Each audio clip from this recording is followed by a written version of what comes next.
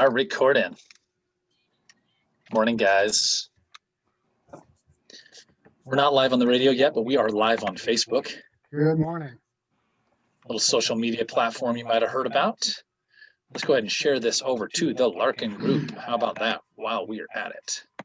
The Larkin group.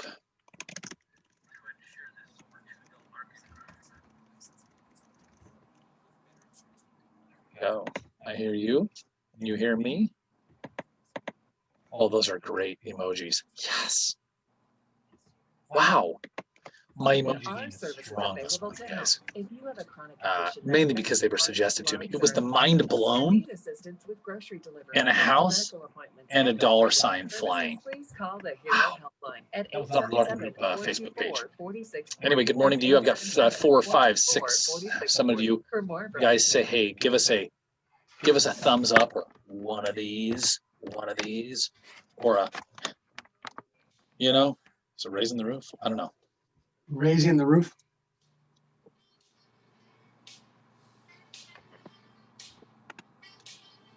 Good morning out there. Somebody needs to be muted. I don't know if that's you or me, Jesse. Good morning. Jeremy Larkin here. I muted myself. Host of the St. George Real Estate Morning Drive. We're having some fun this morning because you don't see what's going on in studio if you're listening on the radio.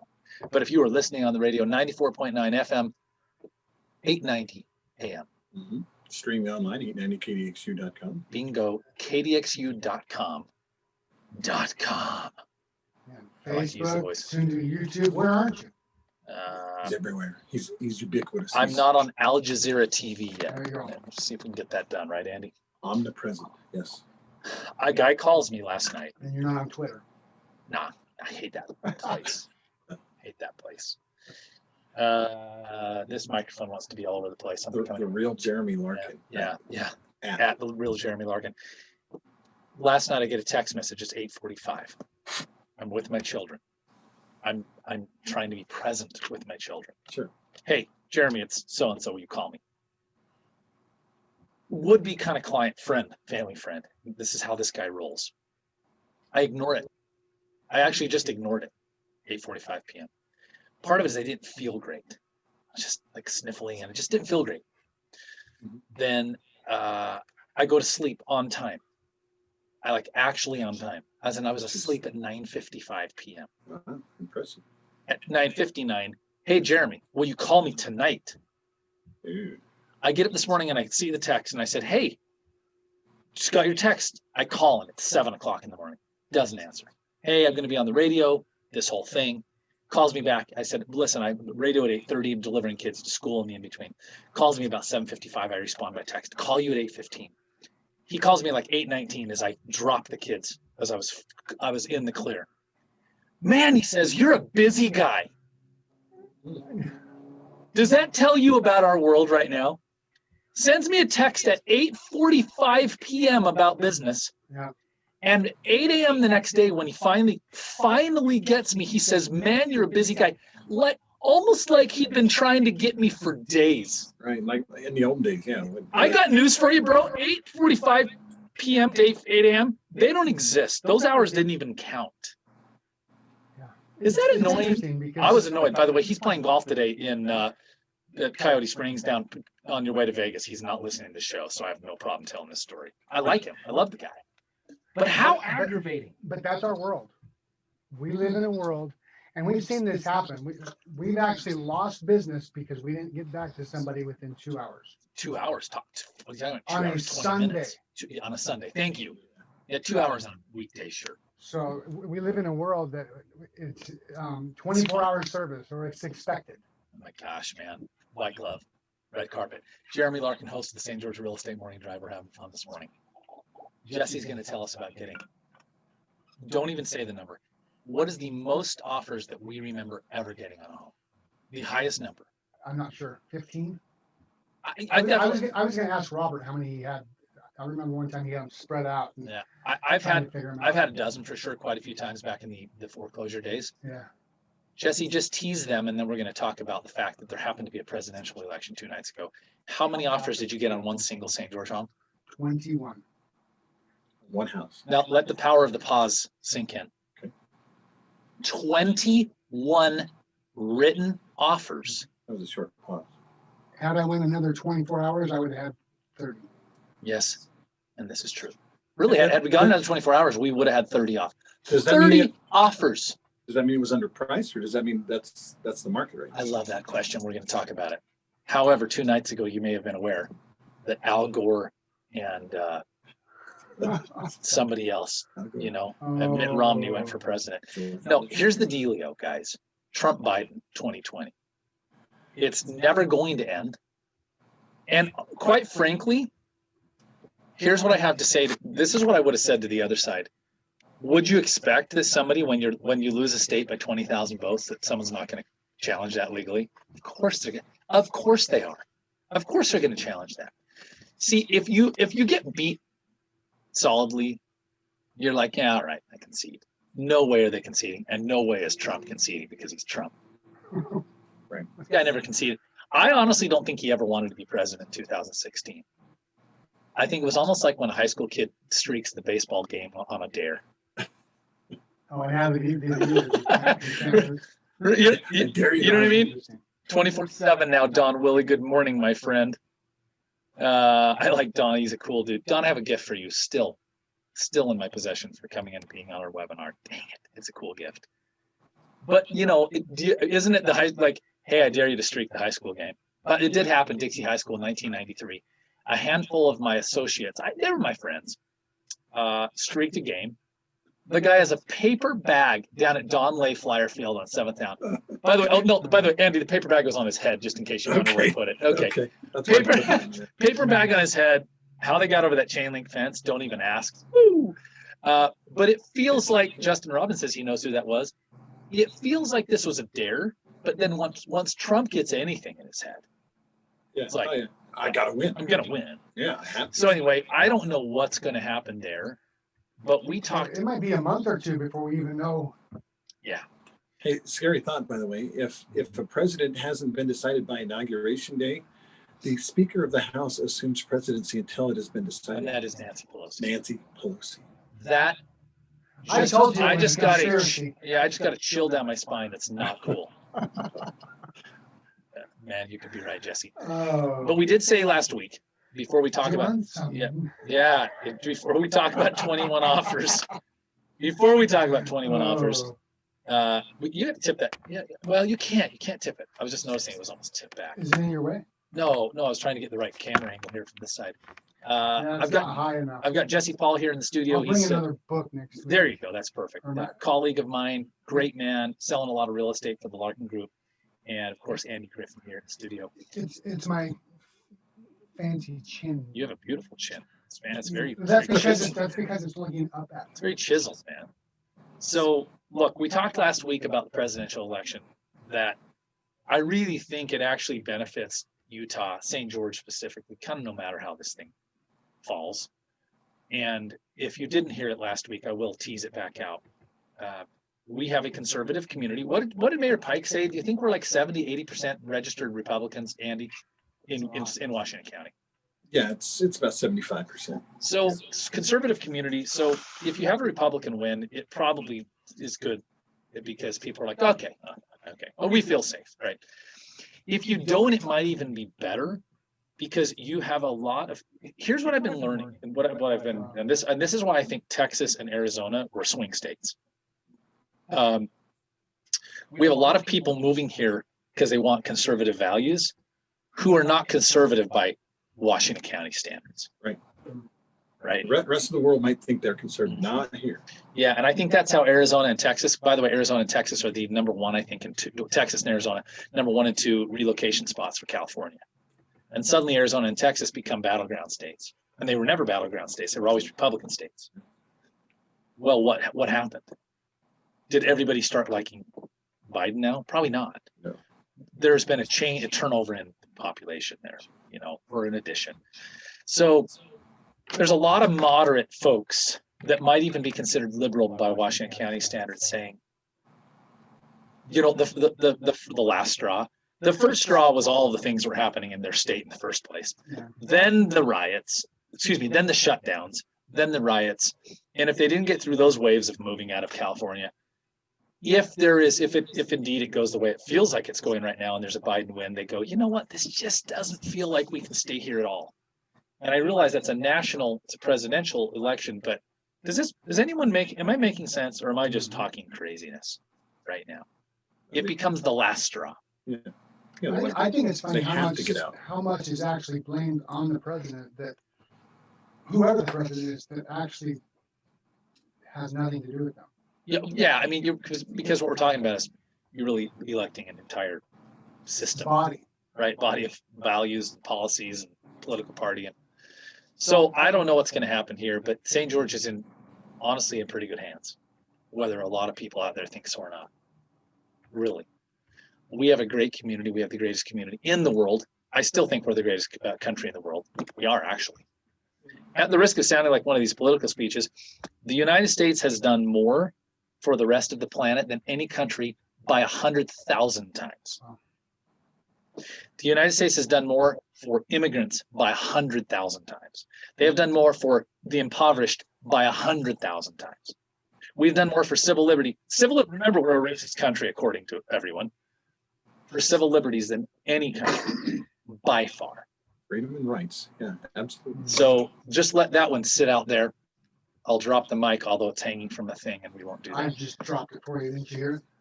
I know. I've soapboxed. Jesse, You do pretty good at that. thank you. You notice I just sit back and He does. He's relax learned. and be He's learned. quiet. What do we do with these 21 offers? I mean, this is a deal. Why don't we tell people where this home is? Like, and should we give a street? Maybe not a street number. So I don't know how private the client wants it. I don't know. well, Let's just go with the street and the area. it's 2790 East. It's over in South Point. South, behind which is Costco. which is between, if you look at 2450 East coming down from Desert and There and Industries and the Costco. home of the Pineview Theaters and Costco. So it's just an old faithful popular area. People love being there. It's a nice neighborhood. Reference. Old Faithful. It is. He's exactly right. Let me It's a nice describe a neighborhood. couple of those. That whole area between Mall Drive and 3050 East. Mhm. It's Bloomington Hills. Yep. Like, these are places with single family homes. The most typical home in there is a 3-bedroom, 2-bath, 1,800 feet. Yep. That is, Old Faithful is right, man. Just like money. Just turn it on. It just, people love to be there. people, it's just, yeah. It's what we call in real estate a family neighborhood. Now, the funny part is you're actually not supposed to say family neighborhood. That's actually a violation of fair housing. Oh, really? But if we want to talk about what that means, when I say family neighborhood, what it means is it's a place where families, typically with children, go. Mhm. Does that make sense? Yeah. We're not talking any race, No, any we're religious not. group. It's just like, I've got some kids, 2 kids, and I need to move somewhere. It's not they're not totally starter homes, but they're definitely not dream homes either. Yeah, number 2, maybe. Number 2 home. Well, Yeah, it's the the same- second home. It's the same concept. Yeah, second as- home in how many homes you own, not second home as in the vacation. And that's the Yes, same right. concept as, for instance, Brio. Brio is not a 55 plus community, but that is the demographic that they attract. yeah, but people think it is, right? Right. So, and so. It's a bread and butter, meat and potatoes, Old Faithful. So Jesse, you get 21. What was the asking price on this home? 299 What is the highest offer right now, if we can at least get in the range? in the 330-ish. Holy cow. We're So I want to address something that by the way, 10% Andy asked. over the asking price. So Andy asked a question, which was what? Did you underprice it? And I actually asked the same question with Jerry, and we looked at it Thursday. I said, man, am I underpricing this? We looked at it. Actually, you're not. Because all of the comparables, so when this has to appraise, all of the comparables were in the 290s. Okay. So we priced it to be competitive and to be, so I have a theory, whether it's right or wrong, I don't care, it works for me. A seller has 2 choices. They can price their home so that buyers come in and beat them up over price, which the buyers are thinking and negotiating logically, or the seller can make a decision to price it so that buyers are buying emotionally. If a buyer is competing for a home, they will always, hands down, pay more for a home than if they're buying it logically. Now let me insert this because I'm getting some feedback here. Is your microphone muted? Unmute yours and I'll mute mine. Yeah. I'm not muted. That's the echo. Okay. That's the echo. So I just muted mine. Okay, perfect. Thank you. So does Caleb, that for make feedback. sense? So I love this. So here's what he said. Motion. You said the seller has two options. They can compete. They can price the home and compete with who? Themselves, basically. Yeah, and here's what you And they mean can by that. help other people sell. Here's what I mean by that. So we have a house listed for $299, and now we Mhm. have 21 offers, and it's got 30 grand over ish in that range. Can't give an exact number. If you price that home at 325 or 330 to begin with, We wouldn't give you an offer. you're now competing almost with yourself. If you had an offer or two, or the other option is price it assertively. So now who's competing with themselves? The buyers. How awesome is that? The buyers are competing. The sellers, honestly, the sellers over on the beach, sipping a Mai Tai like, this is fun. Hey, honey, did you see these guys? We got another offer. They're almost watching the buyers in a little like pig pen fighting with each other. How great is that? And, we didn't do that. We had no idea that was going to happen. Okay. And I do have the seller's permission to talk about this. Yeah, not to this extent, but based on the comparable sales, it was price. But based on the market, this is the kind of market we're in. So, and kudos to the seller too, because she spent a month getting that house ready, like really getting it nice. So there is big money in strategy. Yeah, there totally is. So does that answer your question in a long way? Did we underprice it? No. Now, here's what the market likes to do. The market likes to just tell us what we need to know. So you can't underprice a home, and you cannot underprice a home in a boiling hot, scalding hot seller's market. My gosh. So what are the challenges that now you face? Because we talk about you can trade one set of problems for another. So you now have an interesting problem, which is what? Well, the biggest challenge is appraisal, because unless you're getting a cash offer, a cash offer that doesn't want an appraisal, you're going to face one. Mm-hmm. So you've got options. You can just, roll the dice, or you can reach out to all of the top offers and say, hey, if this doesn't appraise, you drove the price up. What are you willing to do? Yeah. And we've never, in my history as a real estate guy, maybe in 06, 05, 06, this was happening, but I kind of missed it. Like I got in and it was fizzling. Have we in Washington County seen we're going to waive our appraisal? Waive appraisal meaning, look, Andy, I offered you way over the asking price on your home. If the appraisal doesn't come in high enough, I'll dig up some cash in my backyard or borrow it from my grandma and pay the difference. Yeah, guys, because the seller can't be left on the hook for that. They didn't drive we priced it fair. Mm-hmm. So why should they take all the risk? How many square feet is that home? Jesse? Under 1,600, 1,586. My so gosh. So that answers your question, right, Andy? 1,500, 1,580, and we're at that price. That's 200 a square foot. Correct. Now let me answer. The great question was asked, how many square feet is it? Now, I will give you something to understand. What might happen for someone is they say, 1,600 feet. Okay. Well, my house is 3,200 feet. Right. So 3,200 times 200. Wrong. Right. Economies of scale has to apply. Let me give you the best example. Rent today for that home is about $1,400 to $1,500. Double the home. It doesn't go to $3,000. Double it again, it doesn't go to $6,000. Right, it probably goes to 2,100, maybe 2,200. Yeah. At some point, the economies of scale kick in. You can't keep doubling it. So, Jeremy, I wonder what my house is worth right now. Do not multiply that out. Call us and we'll help you. What's interesting about that is we really get that in every aspect except for our home. For some reason, we lose our brain when we're talking about our houses. Jesse talks about when we talk about the place where we live with our family and our finances. We just cannot think straight. We don't believe. I've even talked to my own family about economies of scale, and they know I'm in real estate. They know I work with one of the best realtors in town. And when I'm talking to them about it, it's like, I know, ooh, over their head.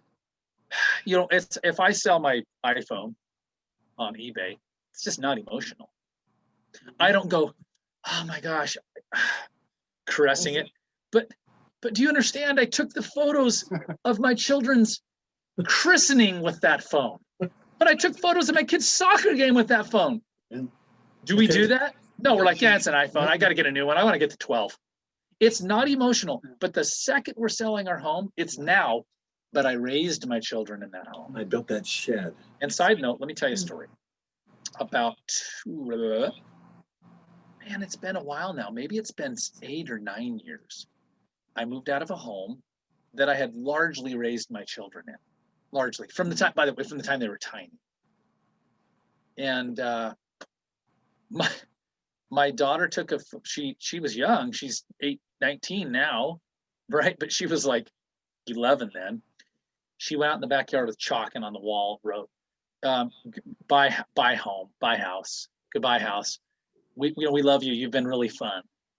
That was very emotional. Right? Because it was a place where I had watched those kids be tiny and then kind of grow up. So I understand that this is emotional for people. It is very emotional. Now, what do these buyers do? We're talking about, so if you're a seller, let me just insert something. Literally right now, we have 21 offers. Guess what that means? We have 20 buyers, 20. Still need a home. I remember in the days when you'd go and talk to a for sale by owner, they'd be like, do you have a buyer you can bring through? How about 20? I have 20 buyers with a written offer that can't get this house.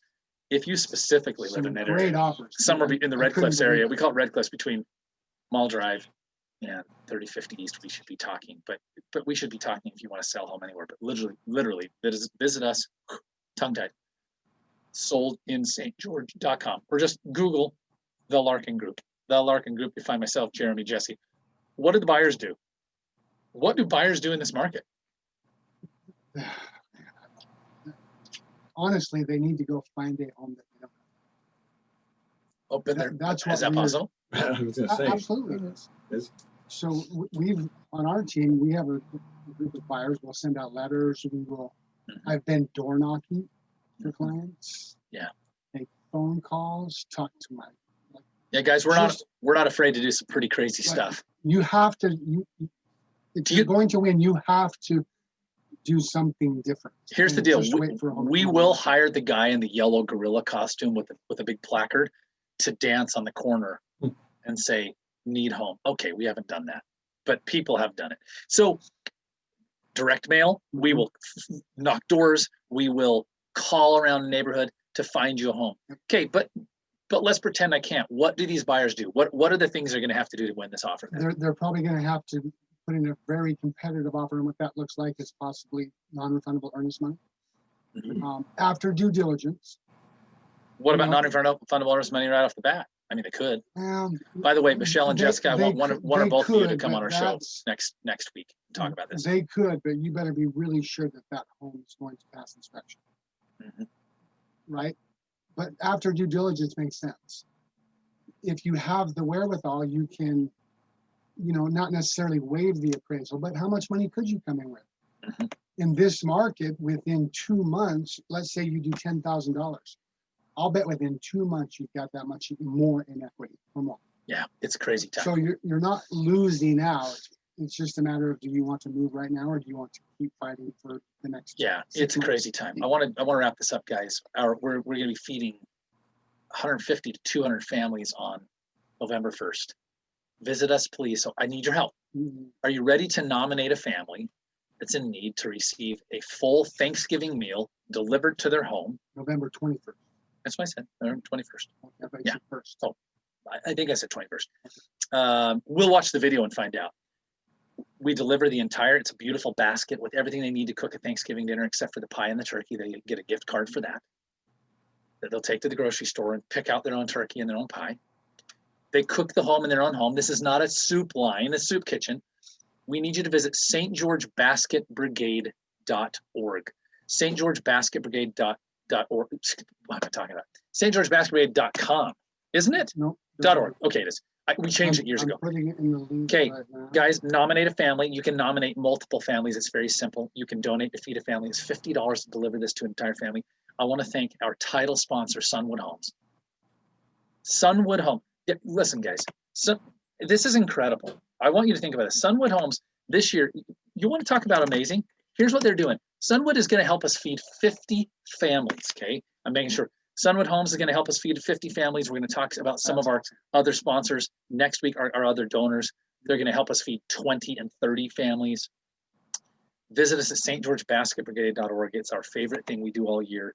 And in the same week, we're going to give out about 200 pies to our Larkin Group clients. So that's going to be fun. It's a lot, all in 4 days. Again, stgeorgebasketbrigade.org, nominate a family. And if you're thinking about selling, just look us up. Google the Larkin Group. Let's talk. Have an amazing first week, real cold week of fall coming up. Over now, guys. In the morning.